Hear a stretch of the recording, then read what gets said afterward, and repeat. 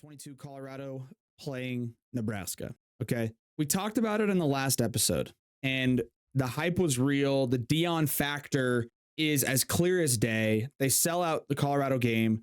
They beat the crap out of Nebraska. And I know the Nebraska quarterback, Sims, had some turnover trouble previously, but something about that environment, man, when he went up there, I mean, he literally just couldn't firmly hold on to the football at any point.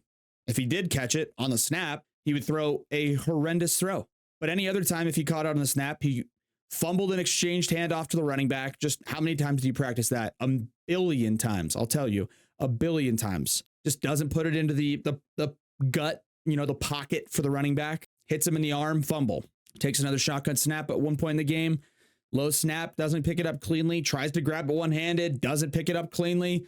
Fumble, recovered by Colorado. Each one of these was recovered by the defense. In the case of that game, recovered by Colorado. The thing with Colorado right now that they have going for them that no other school, I think, in the entire country has, probably not even Georgia, probably not even Michigan, definitely not Alabama anymore.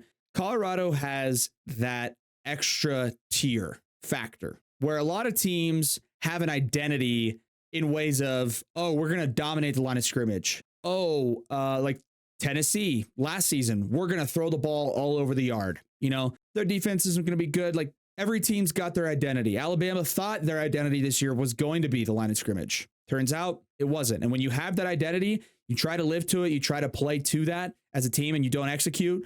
It's deflating. Colorado's identity is we have so many more athletes than you do on the field.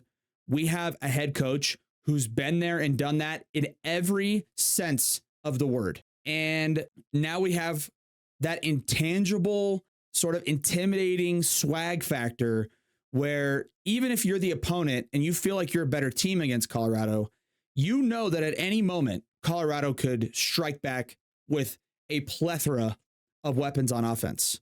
And they have athletes on defense. Are they going to play sensational defense and give up 10 points a game? No, they'll give up more. But to see how the Nebraska quarterback, who, yes, was already struggling coming into the game, but how he just completely folded in half in that game. And it's no disrespect, but that to me, more than anything, shows the weight of Deion Sanders and the Colorado Buffaloes program and the wave of momentum and energy and just pure, uncontrolled, just swag, just grit. I mean, these guys, I don't know what they're going to jump up to, but Deion is the real deal. And he's the only coach in college football that could stand in front of his players and tell each and every one of them, whether they're on the team at the moment or he's recruiting them to come to Colorado. He's the only guy that can stand up there and say, I know what it takes to be a superstar.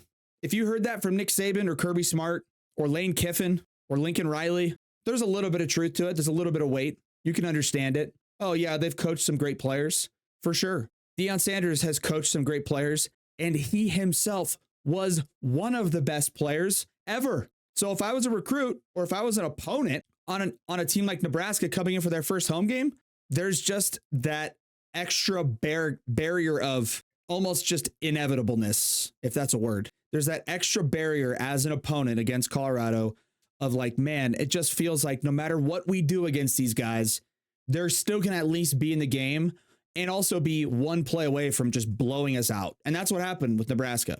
Like they honestly just looked way worse than they actually are because that just overwhelming sense of swag and just like domination is oozing from the Colorado football program. And it starts with Deion. And Deion's the man, dude. He's doing a great job so far. And Colorado, honestly, didn't even play their best game. Like I watched pretty much the whole game. They didn't look amazing. They didn't look as good as they did against TCU. And they still scored 36 points. In Nebraska, again, they struggled. They had a tough, they're just still kind of going through a transitional phase. Matt Rule, whatever. But looking at their schedule, man, going through the rest of the year, I mean, they play Colorado State next week, and then they play Oregon at Oregon. And that's going to be a huge test. After they beat Colorado State, they're going to be 3-0. They'll probably be in the top 20. That's going to be a top 20 matchup in 2 weeks from now. It's going to be crazy.